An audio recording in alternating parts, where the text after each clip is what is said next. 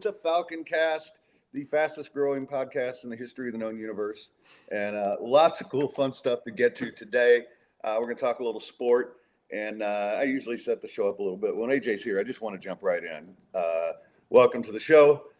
Joins us every Thursday when he can. The legendary AJ Hoffman. And AJ, no surprise to you, and I know you're a competitive person, but looking at the stream numbers, they're always highest when you're here. Of course they are, Fred. What would you expect? That's why I'm making thousands per episode. Thousands. Oh man, so let's start off with a little sports today because there's a lot of news and it's kind of a fun day for it.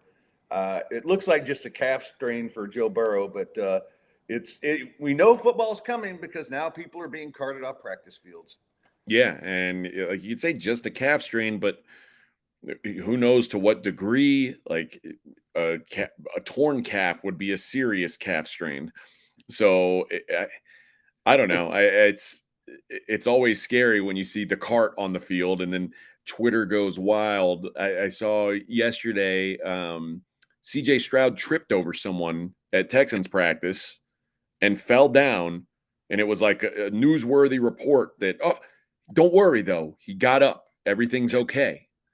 So you're telling me a guy fell down at football practice, but he's okay. Thank you. Like, that's the world we're living in now, buddy.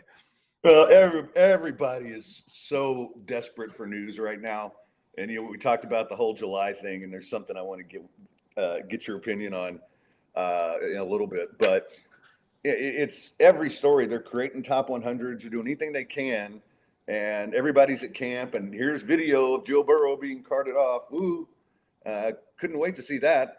Yeah. But yeah, the fact that somebody's tripping and so many, and it's just overreaction to everything, and even the Sean Payton thing. I think Payton rips. Every headline said rips, and it's like, wait a minute, go back and read it. He didn't say anything that wasn't true. Maybe he was ripping him, but he didn't say anything that wasn't true. And if you haven't seen the story, he basically said that it wasn't. Somebody asked him about Russell Wilson, and he basically said it wasn't Russell's fault. There were 20 knuckleheads in there basically. And, and he brought up some really good points. They were 29th in the league, and he brought up all the pre-snap penalties, not getting plays in. And he did say it's one of the worst coaching jobs in the history of the NFL. Nathaniel Hackett did last year. That's a little hyperbole. That's ripping, I would say. But I mean, I'm not saying it's not warranted. I'm just saying he ripped him. Yeah, I suppose. I mean, but this story wasn't about that. This story was about the Russell Wilson stuff. But I find it interesting. I wonder if being out for a year and doing TV, this isn't going to be more of him, where he's just going to rip into things. Why not? Like Sean Payton's kind of like a made guy. We talk about the guys who can kind of get away with more than other people. And like Bill Belichick can say whatever he wants about someone else's coaching. Sean Payton can probably say what he wants about anyone besides Bill Belichick's coaching. Like there's a hierarchy, and Sean Payton is one of the more accomplished guys in the NFL. So if he wants to go ahead and rip some folks, by all means, maybe avoid Andy Reid and Bill Belichick for now. But I think everybody else, Sean Payton's punching down at him. Nathaniel Hackett, he's punching way down on. Well, and it's funny because I think Nathaniel Hackett will do a good job because he's done a good job with Aaron Rodgers as an offensive coordinator. But his head coaching was just, stuff you don't even do on Madden. Just get the play in with 1 second left, and he's an idiot. There's no question that he was an idiot. He was in over his head. He was a bad coach. Like Sean Payton didn't tell a lie. No. Nathaniel Hackett did one of the worst coaching jobs in NFL history last year. So there's no it's not like he's being untruthful or it's really an opinion. It's like that's just a fact. It was a terrible coaching job. So where do you think just the coaching change has to make them better, right? I mean, they're not going to be a 4-win team. No, 100% the coaching change makes them better. The question is, Russ looked last year like physically he has started to fall off. And obviously he's a guy who isn't blessed with all the best physical tools to begin with. And if he starts to drop off more physically, like if last year was the start of his decline, I still think there's a pretty solid ceiling on how good they could be. But if all the regression we saw in Russ last year was because of Nathaniel Hackett, I think the Broncos can be a playoff team. I mean, going into last season, everybody said the Broncos are a quarterback away from being a contender. Not like a playoff contender, a Super Bowl contender. Remember when it looked like they were going to trade for Aaron Rodgers and they were like the 4th or 5th favorite to win the Super Bowl? That's how close they were. So one bad year under a first-year head coach who's already fired. Now you bring in one of the best coaches in the last 20 years of the league. I'd say it's automatically an upgrade. Yeah, it'd be interesting. I'd like to see the Broncos do well, and that makes that division interesting. I mean, last year we were talking about it was going to be the best division in football, and then you had so much go wrong there, especially in Denver, that it wound up being, well, it's just the Chiefs again, and the Chargers, and the Chargers just can't get over the hump. But before we get on to the next topic, I want to tell people about the Phoenix on Westheimer. And this is such a cool place. I was there Tuesday with Dr. Linville and a couple of friends of mine, and they've got the Women's World Cup on at all times. Whatever time the game is, if you want to go see Portugal, then they've got it on. Doesn't matter what time it is. The kitchen's open, but they have to stay within TABC hours for alcohol, which is unfortunate. But they got a cool thing coming up next Friday, which is they're going to do Fried Friday on August 4th, actually. And you can go. They're going to have all kinds of cool fried stuff. The food there is amazing. And it always surprises people when I take them for the first time and they go and say, wow, this is great. It's more than pub food. They do a fantastic job. And we've got this big fundraiser coming up that I've been talking about on August 26th from 6 to 10 p.m. We'll have the flyers out this week, and you'll be seeing me put them all over social media. Great cause. Daniel was paralyzed from the waist down in a car accident. He's a single parent. Can't work right now, so we're doing what we can. We've got a whole bunch of great barbecue and chefs and things like that. There's going to be pictures taken with famous people. We're going to have a live auction. I'm going to auction off 20 minutes on the podcast. If you want to come, and this is your chance to be a podcast superstar, and all that money's going to go to Daniel and his family. And of course, we will have live bands, including the return of Dead Money with an all-new set list of old songs. So that's August 26th. Tickets are going to be very reasonable, so please come on out. It is going to be badass, and I cannot wait. Can't wait to see all the people again. And we're going to be doing it for a great cause. And hopefully, if the podcast keeps taking off, we'll do one of these a quarter to try to raise money for things. So anyway, but that's the Phoenix on Westheimer. And if you're not coming out to the event, just go to the Phoenix. You'll love it. Say hello to Vu. Say hello to Derek, Bailey, Camilla. They're all great people, and they see enough of me, but they'd like to see you. All right. I found it interesting today because I've been hearing some rumblings about the Big 12's not done, and it's kind of been under the radar, but it looks and it's supposed to be meeting right as we're recording, so it may wind up happening before the end of the show. But it looks like Colorado's going back to the Big 12. It's a weird situation because does Colorado make the Big 12 a better conference? I don't know. I mean, I guess maybe at their peak they could. Like if Dion is really able to turn this thing around, I guess maybe. I think more so it signals the further problems with the Pac-12, because obviously losing UCLA and USC puts a big question mark around the future of the Pac-12. So now they're down to 10 teams. The biggest brand left would be Oregon. Like I guess Oregon and maybe like an Arizona school. Like that's your biggest brands remaining. Maybe Washington. Yeah. That's not a power conference for sure. So the fact that the teams are starting to leave that thing feels like they're abandoning a sinking ship. Because I remember when Colorado left the Big 12 and joined the Pac-12, it was like, oh, it's just such a great cultural fit, which basically means there's liberals there, and it's going to be, where it's free thinking and blah blah blah, and awesome. It just, Colorado just never was good at football in the Pac-12. I don't know when they'll be good at football again, but boy, the Pac-12, what's the future of that thing? Like, do you add? I know San Diego State would maybe be someone they'd look to add. There's no one who can replace USC and UCLA.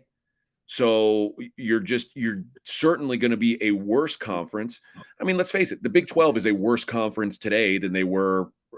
Well, they'll be a worse conference next year than they were a year ago. Like, you can't lose Texas and Oklahoma, the top two programs in your conference, and be better for it. No matter how many other outside pieces you add, can you remain viable is the question. And I think the Big 12, by adding the teams they did, has remained viable. I don't know who the Pac-12 can add to be viable. Like, that's a real serious question they've got to ask themselves. Or does Colorado leaving signal the start of an exodus? Like, oh, the Big 12 is going to need another team to keep it an even number. So does Utah raise their hand? It's a built-in rivalry with BYU. That's great. I think those are the questions you need to ask. And then the schools that are paired together in the Pac-12, the two Arizona schools, Stanford and Cal, the two Oregon schools, the two Washington schools, they're all paired off. Are those schools willing to split up? And is Oregon and Washington willing to split up? Those are the big questions for the rest of the Pac-12, because I just don't know what that conference is going to look like in 2 or 3 years. Yeah, and from a Big 12 perspective, I mean, Colorado is I would say a moderate brand. They've been so bad for so long, we forget that there was a time they were playing for national championships. Yeah. And I think Dion being there, and maybe it's knee jerk to bring him on, but Dion's going to bring a lot of attention. And Sure. and from the Big 12's perspective, they've got their new TV deal, and it's a damn good one. Pac-12 hasn't been able to get anything done yet, and if you're a team like that, and they obviously are going to have to pair up. Now, I've heard a couple of things. I heard there was some interest in UConn for mainly for basketball, but I think from a football perspective, that's a disaster. But I've also heard that they may go after Arizona and then and they have talked to Gonzaga about basketball only, and try to add Gonzaga and UConn as basketball only schools, and you'd have a 16-team basketball conference. It would be the best in the country, and Arizona does bring something in football. It's a different footprint for the Big 12 than, because if you bring in Utah, I think you've got a pretty big chunk of Utah with BYU. Yes, it would create a rivalry, but again, you're looking for brand names, and everybody goes, oh, well, this school, TCU went to national championship. They're better than Texas. Texas has the biggest brand in the state, and it's not close. Not even A&M can do that. And one of the reasons are for some of these schools, and if you go to Alabama to visit, you're buying an Alabama shirt. If you're going to Louisiana, you're buying an LSU shirt. You're coming to Texas, you're buying a Longhorn shirt because that says Texas. And I think that, so you want to add brands and footprint. I think something like Arizona would be really good. But again, will Arizona split from Arizona State? And Arizona's another, like, for basketball purposes, you're right. It continues to grow it as one of the best basketball conferences, but it's another disaster football program. And how many of those can you carry realistically? Because there's already a handful hanging around. Like, Kansas will have an up year every now and again, but Kansas's bottom is pretty bad. Colorado's bottom, we've seen in the last few years, is pretty bad. So how many of those bottom feeding football schools can you carry and still, warrant and have them warrant TV money? Because they're obviously TV money is what it's about. Right. Well, from a fan standpoint, I want some bottom feeders in there because I don't want UH to be the bottom feeder. That's true. But yeah, because this is going to be such a step up for them, and I'm concerned how year one's going to go. I made a bet on them this last week. Their win total's at 4.5. That feels really low to me. Like, given that, I mean, it feels like 6 wins is probably what's going to happen with them. 4.5 just feels like, I don't know how that's the number posted. So that's one of my favorite plays for the college football preseason is UH over 4.5 wins. Yeah, I think they're for one thing, the offensive line was a wreck last year, and they still won 8 games and lost 3 of them in the last minute, basically. And now that was easier competition. This is week in, week out. You lost to Texas Tech. Well, Texas Tech is not one of the main teams in there that's going to be beating you up, and Kansas blew you out. And those are teams we're talking about. They're 6-win teams in the Big 12. So I think they'll be fine. I know that Dana's really high on his receiving core. I think he thinks he's got the best group he's had. And it just depends on which one of these quarterbacks steps up, because you're having to change quarterbacks. And I think the kid that's coming in from Tech has some real talent. Like I'm high on them. I think the question is on Holgorsen himself. Like, how's he going to be as a play caller? It's been some time, and I don't know. He's probably the most frustrating college football coach there is. I don't even know if he's a good coach. Like, I know he's accomplished some things in his career. I don't know if he's good or not. All I know is, like, to hear him talk after a loss will piss you off. And it's like no other coach in my mind. Like, there's nobody more frustrating to bet on than Holgorsen, because he's not. You'd think he'd be concerned about like his guys who bet on games, like his boy Granado. Doesn't seem to care about anybody who bets on him. It's that's not his concern. I don't like that. And he's different though. He used to not be that way. He used to know the spread every single time. And at one time, he was a great play caller. And when he went from Houston to Okie State and to all these places, and he was a great play caller. He's one of the best I've ever seen. And I think things kind of changed when he came back here, because even at West Virginia, he didn't have the horses to go up against the OUs and Texas, and he hung in those games, and he won some games against them. But and look, I like the guy. I've had beers with him a few times, but yeah, I see too much running the football. Not spreading it out the way that they're used to doing, and things like that. And I think sometimes guys forget how to coach. I don't think he's forgotten how to coach. I just think he's tried to evolve, and it hasn't necessarily worked. Would be the way I look at it. Yeah, I can get there with that. All right. If you guys want to get in, jump on the Twitch. It's twitch.tv/the Falconcast. And a lot of our old friends are on there chatting, and we'll get to some of that in a minute. But yeah, I'm excited to see what happens. I don't see SEC or Big Ten ever doing anything else, right? So I mean, we're probably going to be down to a Power Four here if this actually happens and starts. Where else do they go? Where does Oregon go? I mean, the truth is, it's a Power 2, and then there's like the other football programs, like the Big 12, even, and in the ACC are more like what we thought of as Group of 5 conferences, in the past, and the gap is just getting bigger between the Big 10, SEC, and everyone else. But I think it's like the Big 2, the next 2, and then just like basically Division 2 is what it should be. So yeah, I do think that those schools like Oregon, Washington have value. The question is, do they want to split off from their sister schools? And Oklahoma did it. They didn't seem to mind. They were like, yeah, we're getting that SEC money. Yeah. See ya. Leave Oak State in the dust. If Washington and Oregon, to me, are the most interesting pieces still on the board that are available. And if the Big 12, like maybe the Big 12 goes there, like they go to 16 teams. I don't know, but that'd be interesting. But those are the two schools I would look at if I was going to further expand. Yeah, at this point though, it should be every school for themselves. I mean, if you've got some values and you can go somewhere, sorry, Pac-12. I mean, it's just, and there's nothing wrong with that, man. It's just communism at its best, and I mean capitalism at its best, and the rich Either get or. richer, and yeah, I'm okay with that. I've come around that I really like capitalism. So, it's funny. Like about twice a show when I'm doing it with you, I want to give the old phone number. Mm-hmm. It just pops in my head. I wonder if anyone's answering that line. I'm guessing not. Anyway, I'm not going to be mean. I want to talk to you a little bit about baseball. Shohei Ohtani not going anywhere. Is this the right decision?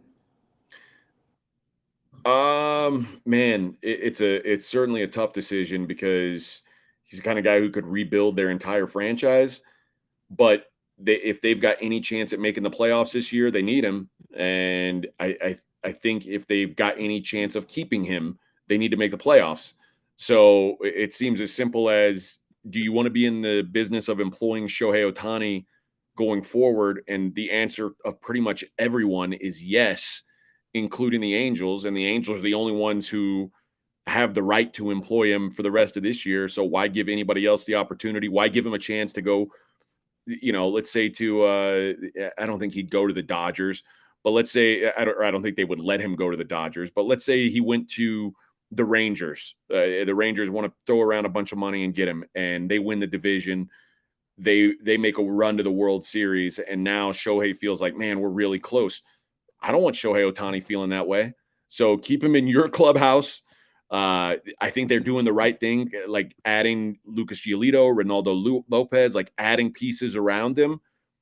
Giolito was maybe the second best pitcher that was thought to be available on the market after Ohtani. So the fact they're out going to get him tells me they're really going for it this year and trying to make a push to get Ohtani to stay. So I think you've got to weigh the risk, because if you lose him in free agency, you get a compensatory draft pick, which is basically nothing.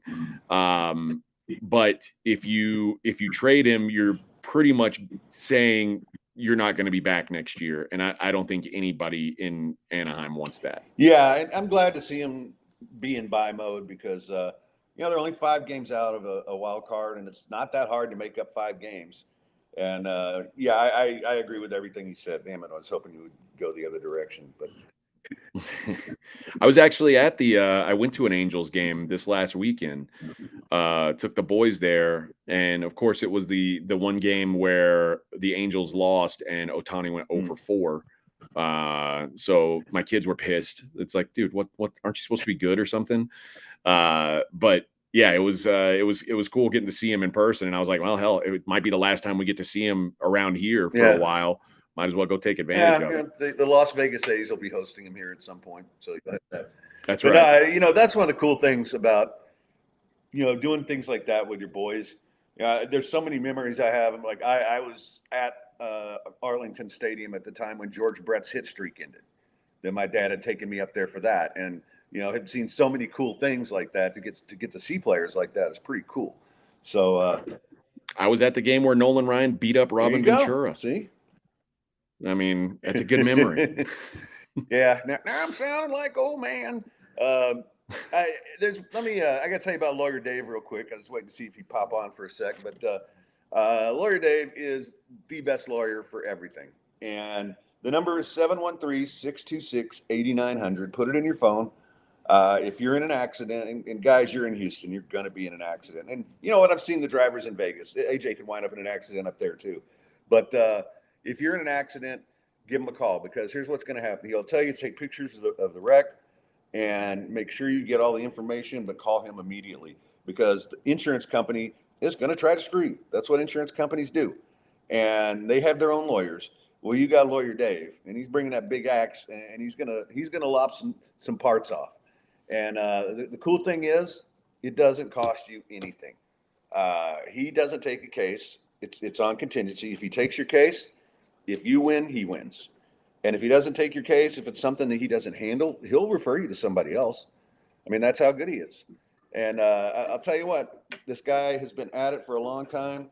He's still kicking butt. 713-626-8900. And like I always say, better dial Dave. All right. I had one more thing I wanted to get to. I want to get to your Houston sports knowledge here a little bit.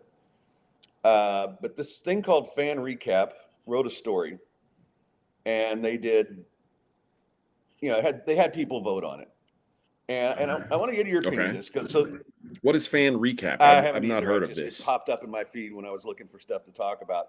And I have a little bit of a beef with it. It has Houston, they do the stupid Rushmore thing, right? So here's their 4.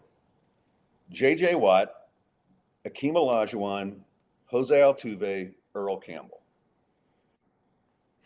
Now, the first thing is, I know a lot of people are going to throw Simone Biles out there. I don't think I'd bump anybody for her, but I'm curious what you think. I have no problem. I mean, to me, uh, Jose and Akeem go on there, right? I, They're the no-brainers. Like there's not even a doubt.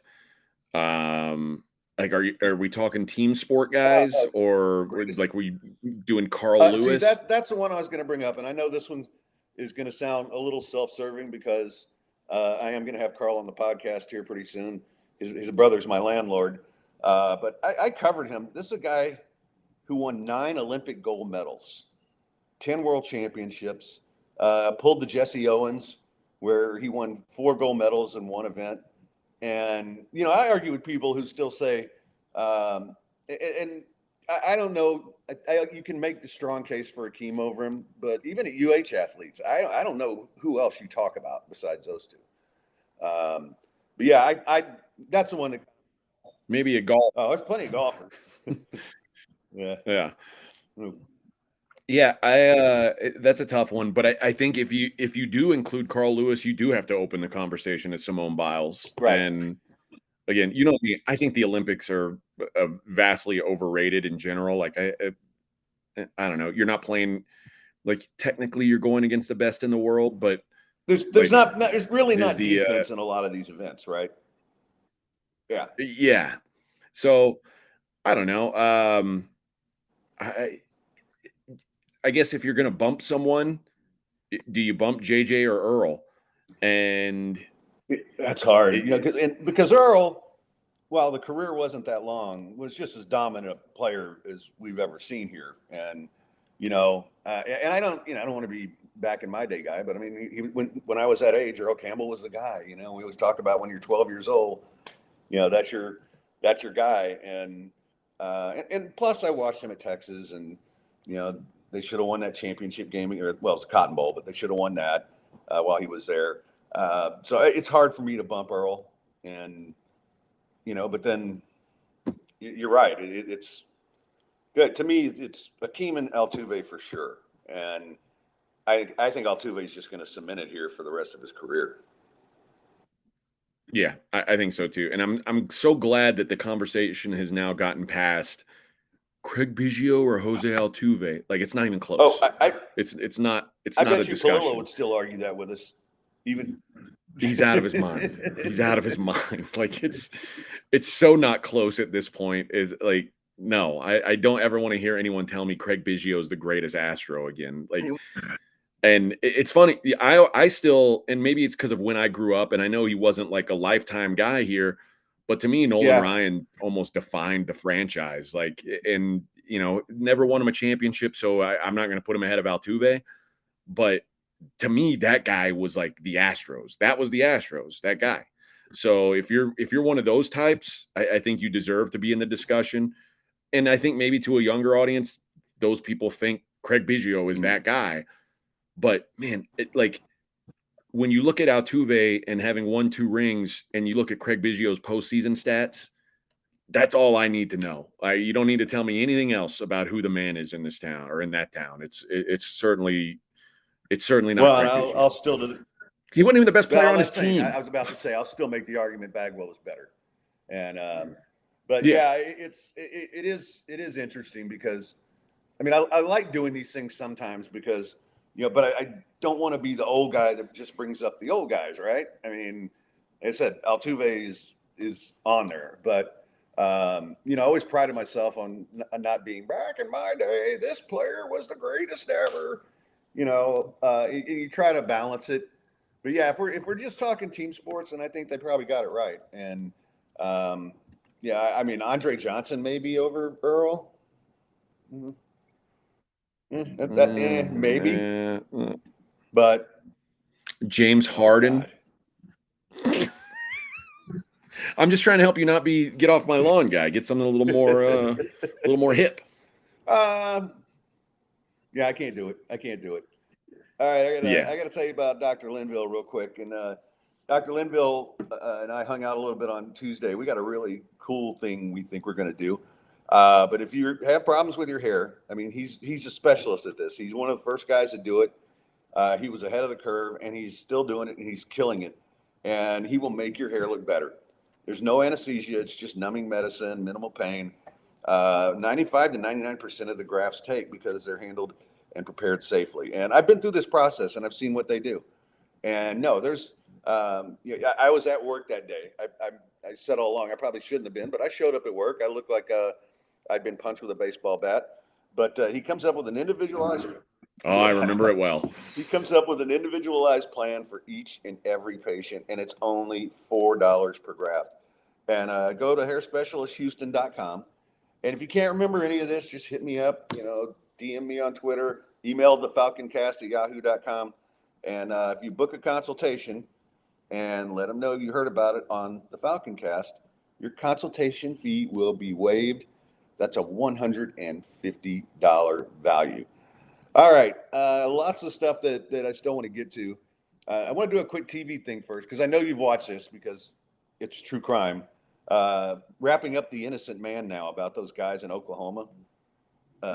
Boy, Yeah. how do you, some of these prosecutors, man, it's just like they make up their mind and then they just make the narrative fit what they want. I mean, these two guys did what, 12 years? That's all they need. The two that I just watched, about 12 years. And then they get DNA evidence, like, whoops. And the guys. Yeah.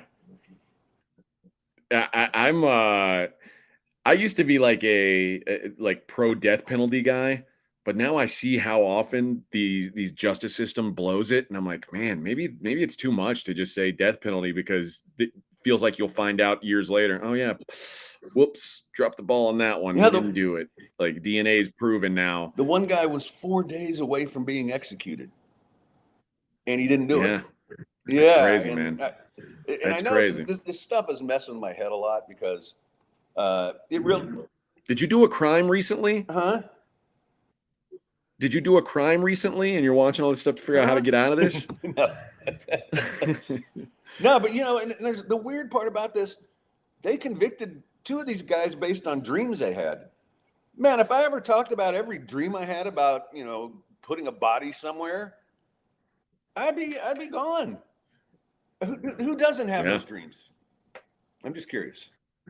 I don't. No, I have dreams about. I'm a good person. You're not. Maybe because I watch all this crap, but I'm not even sure I can watch Law and Order the same anymore, because it's just like, no, you guys are probably putting away a guy who didn't do it.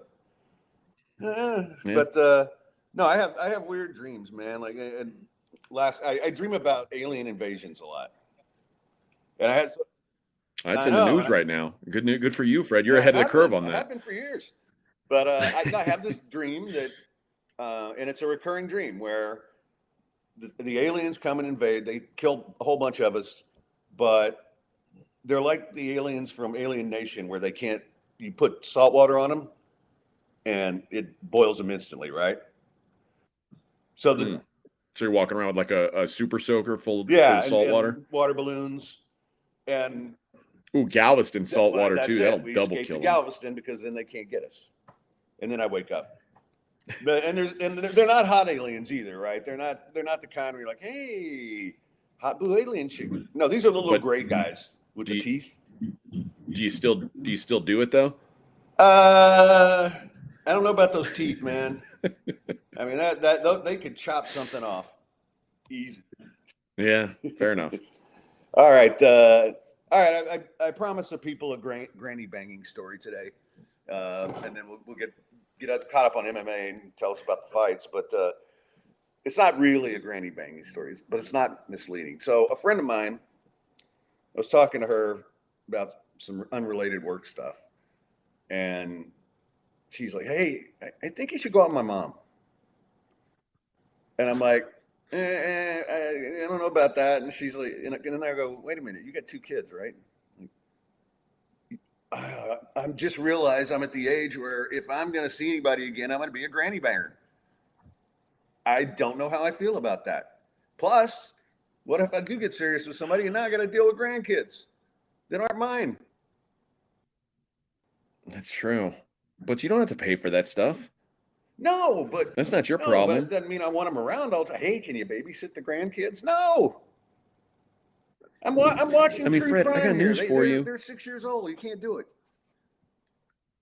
I mean, the truth is, your kids are probably eventually going to have kids, and you will be a grandfather. Yeah, but they're going to be living in New York, so I won't have to. But they'll still exist. They'll still be there, and they're still going to like come at Christmas time and stuff, and sit on Grandpa Fred's lap. Like, I don't know, dude. You're a grandpa. Okay? Just own it. Oh man, but I didn't. How did I get to this point where? I got a 15-year-old right now, and if he Yeah. screws up, I might be a grandpa soon. Yeah. Like, you never know. I'd be more worried about him at that age, when they're exploring. Yeah.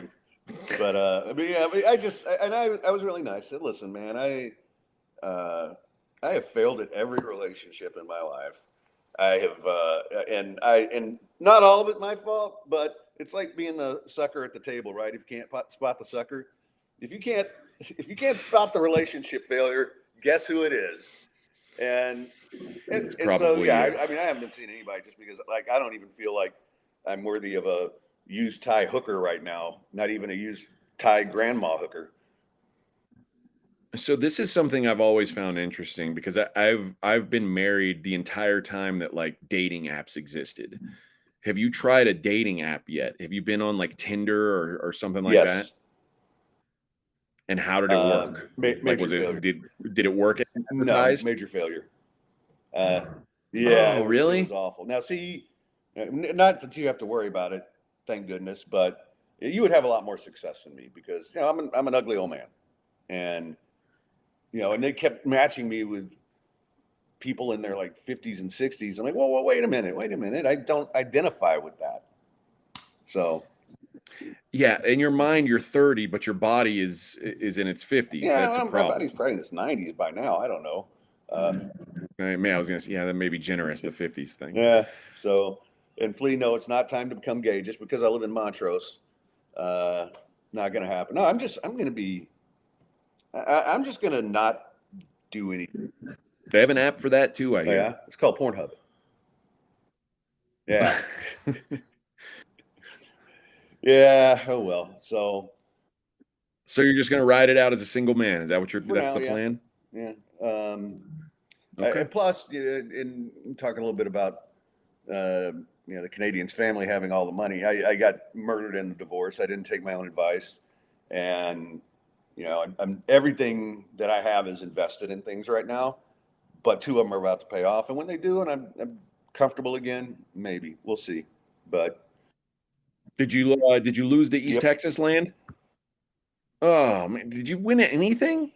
I got half the equity in the house, and That's like, you mean so you didn't really, you just split yeah, yeah. the house. She got the land, she got the RV, Yeah. she got the dog, she got her Canadian land, but I did keep all of Damn. my business interests here. So I'm hoping. You took it the old country Yeah, way. yeah. Well, again, Jermaine and I were talking about this. All the advice I gave him when it happened to him, I didn't do any of it. It's like, but the good news is, like I said, I've got all my business interests here, and one of them's about to be at least a double, and the other one's going to be a triple or a home run. So, yeah. But Okay. the dog thing bothered me at first until I got the husky that a friend of mine found in a ditch, and so it's just me and her here, and true crime stuff and westerns. I've been There you watching go. westerns. Like I woke up at like 3 a.m, and for some reason, like I can watch Rio Bravo 1,000 more times before I die. There's just something about that movie. I love it. With John Wayne, drunk Dean Martin, young James Caan. Have you started the new I Justified? haven't yet. I will. I was planning to probably watch that tonight because I was watching the Astros the other night. The problem is there's only like 3 episodes out. Like they're slow rolling them, and I just want them all at Right. once. So I don't know. I might just wait, but then I feel like it's going to get ruined for me. I don't know. I don't know how to handle it. But I've been watching that Hijack Yeah. show on Apple TV with Idris Elba. That's a good show. But again, I got to wait for episodes. I don't like that. So that's been my biggest issue is all the stuff that I want to watch these days. I've got to wait. Yeah. The Idris Elba show, I was just waiting for them all to drop and then binge them. Yeah, it's And because good. that's kind of how I like to do things. But I mean, I figure AMC with Justified is going to be week to week. I didn't expect them to drop 3 that fast, so that's not a bad thing. But yeah, that, and then I found a couple of westerns I'd never seen before, and one of them was like from last year, and I think it was called Road to Revenge, and it was a really low budget movie. I think you and I are better actors. The plot was but the ending Nice. was worth it. So when it was over, I'm like, okay, that's cool. Okay. And then I watched another one that I can't believe I'd never seen it before. Maybe I did. I was drunk. It was called Forsaken, and it's got Kiefer Sutherland and Donald Sutherland. And he's coming out of the war, and his father's a preacher, and he turns into a gunfighter. And so they have this whole reconciliation thing going. And then I won't spoil the ending of it, but it's a fun ending, you know. And it has a fine southern. All right. And Donald Sutherland, hasn't he been dead for a long time? He looks dead. I mean, I don't know. I think he did. Oh, I thought he's been dead he for a did while. pass. Like, is it a But new this was show? like I want to say 2017. It wasn't that long ago. But Okay. Well, I think a movie that came out in 2017, you're safe, like with spoilers. Like, yeah, probably so. But but there was a fine Southern gentleman, and in fact, his name was Gentleman Dave. So I quite enjoyed that character, to say the least. So it's there funny you go. because that's almost the perfect. And maybe I was drunk one night and already saw it, and that's where I pulled the accent from. But it's exactly what I do. So I liked him, except he was handsome. You know how that goes. Yeah. When you're on the radio, no one hears that. It's all this newfound twitch and stuff like that that's really screwed you over. Yeah, that was probably the end for me. Now that people have to see my face, and somebody's asked. Yeah, I like. It used to be I was the only one who knew the truth about you, the ugly truth, but now everyone Yeah, knows. well, yeah, that's never share about or never you never minded sharing that fact with everyone, so that's okay. Now they get to see it for themselves. Yeah, it was alarming at first. Everybody's talking about Donald Sutherland's ass from Animal House. That was yeah. Yep. What a great Yeah, film. that's still an all-timer, and it still holds up, unlike a lot of these things. Man, I was watching something the other day, and I'm going, you cannot do this now. You just can't do this film anymore. Nobody will let you. And it's just a bunch of inappropriate, sexual harassment stuff, and they all thought it was funny. So anyway, all right, got some fights coming up. What do you got going? Yeah, the UFC 291 this weekend, and probably the biggest boxing fight of 2023. Errol Spence and Bud Crawford right here in my backyard out at T-Mobile. So for the UFC, it's Dustin Poirier and Justin Gaethje, who fought once already in 2018, was one of the best fights of 2018. But Poirier, the money's coming in on him. He's at minus 145 now. It opened at like minus 130. So there's some support on Poirier. I think it's kind of warranted. The concern would be the elevation. They're fighting in Salt Lake City. Justin Gaethje trains in Colorado. Dustin Poirier trains in Florida. So one guy's used to training at elevation, one guy's not.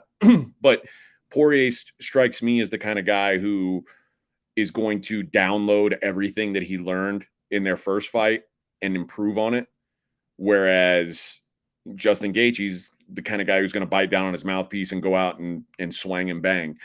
So I like Poirier there. I also like it to go over 2.5 rounds. I think that it's not going to be a quick fight. I think there might be a finish, but I think it'll be past the halfway point in the fight, just like last time was a 4th round finish.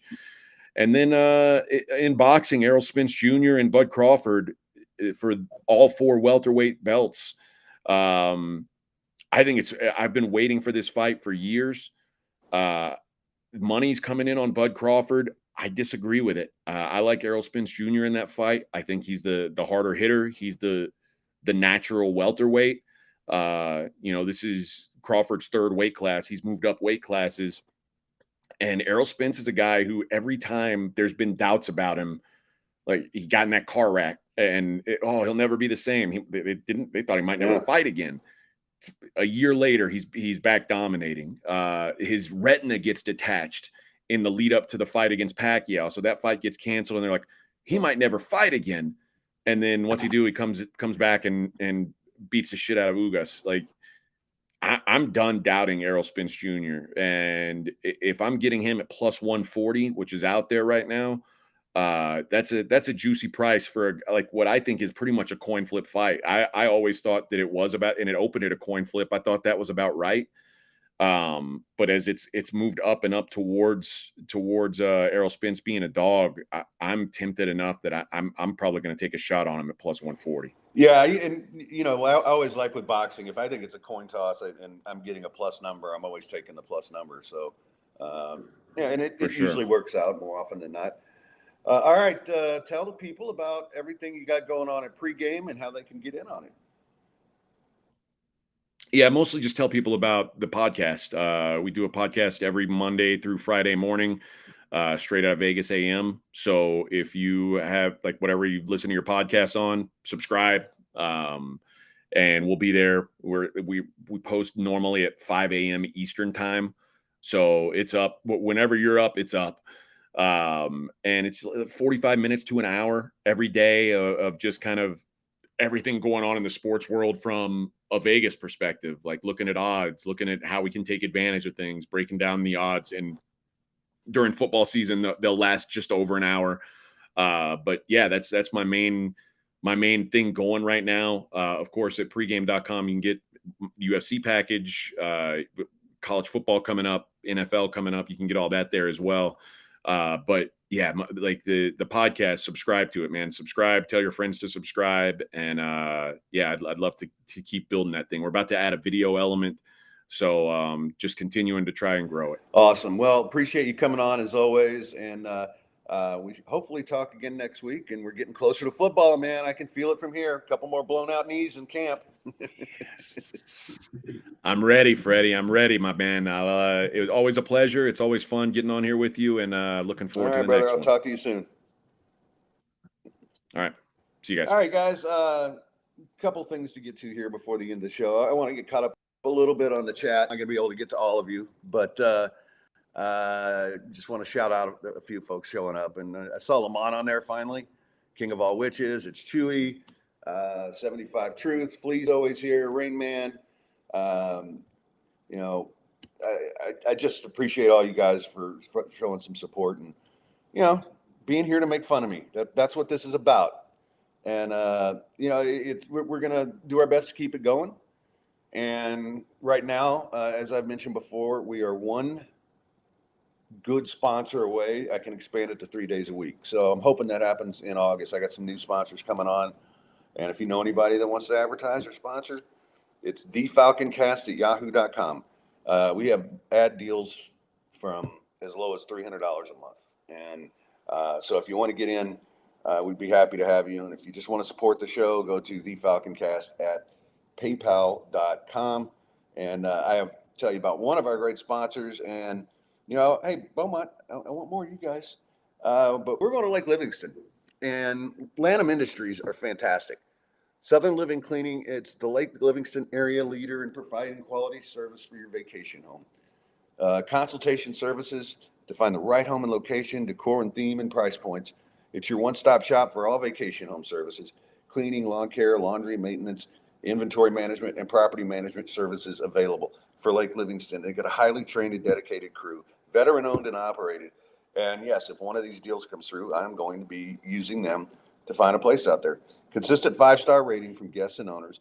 You can go to lanhamindustries.com/GoDaddy or contact them at 936-581-6166, 346-773-9577, or just go online. Or if you can't remember that, just hit me up.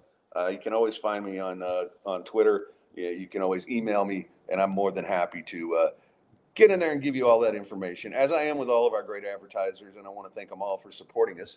And so now we are going to, and really Dr. Linville, Vu at the Phoenix, and Lawyer Dave are the ones who helped get it started, and they've been there with me for a long time. So All right, we're going to do final thoughts today. I always like to save a couple weird stories for you. Um, you know, we're in Texas. We'll see raccoons all the time, right? And yeah, they're nasty little creatures. I mean, they're cute, but they'll bite your you know what off. Well, imagine you were in Philadelphia and you're going to pick up your baggage, and coming around the belt, a raccoon. Uh, apparently, must have got on the airplane, and airport officials said the hub was surrounded by fields and raccoons have been known to get in the airport from time to time. But they think he got lost in one of the baggage tunnels and was attempting to get out. I don't know about you. Like, okay, snake, no. Um, cuddly little koala, maybe. Although I'm told they're nasty too. I'm sure our Aussie friends can tell me that. But why does would a raccoon on a? I mean, I would freak out. I'm not gonna lie. So, raccoon is a channel on the hub from Virginia Buttonweed. I don't. Is it? I mean, I may have to do some research on that after the show today. But yeah, I don't like cocaine raccoon on a plane. There you go. That's the start of a bad movie. Let's get that thing going. Um, so I've got another one for you. We go to Costa Rica, where scientists found a crocodile virgin birth at the Costa Rica Zoo. Scientists have documented the first known instance of a virgin birth by a crocodile, which had been living in isolation for 16 years at a Costa Rican zoo. Now, my first thought is maybe somebody wasn't watching the door and some other crocodile snuck in and took care of business. But, a virgin crocodile. I wonder if Three Wise Crocodiles showed up when she did this. Apparently, it's something in the genetic makeup that made it possible. So, yeah, Jesus crocodile. Yes. Although, no, that was going to be a very bad joke, so I'm not going to do it.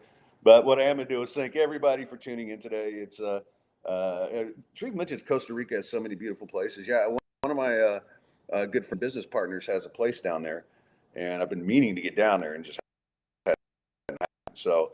If a croc starts turning swamp water into wine, we know what happened. Oh, the croc will walk on water. Yeah, just go ahead. Just go ahead with them. All of them. Don't be shy. All right. That's going to wrap it up for today. I want to, again, thanks everybody for tuning in. Keep showing support. Keep sharing it with people who aren't on Twitter and Facebook because, they, a lot of our listeners never had Twitter and Facebook. So if you could just pass it along, the ones want to listen. AJ's here every Thursday. Got some greats. We're doing it Monday and Thursday, 4 o'clock on Monday, 4 o'clock on Thursday. I'm working on adding a third one on Wednesday, but I'll have a couple of great guests for you on Monday that I'm working on. And the Monday show, I'm not going to just do sports guests, right? We'll do gambling talk as always, but I've got a couple of musician friends, and we'll talk music, and we'll talk about I don't think we'll talk about granny banging again, but and on my way to F your bitch says Mad Love. This is your old pal Bernie from the Blitz. Good to see you again, man. And Virginia Buttonweed, great to see you again. And we'll keep doing this as long as I don't die, which over under could be any day now. So, all right, till next time, stay sportsy.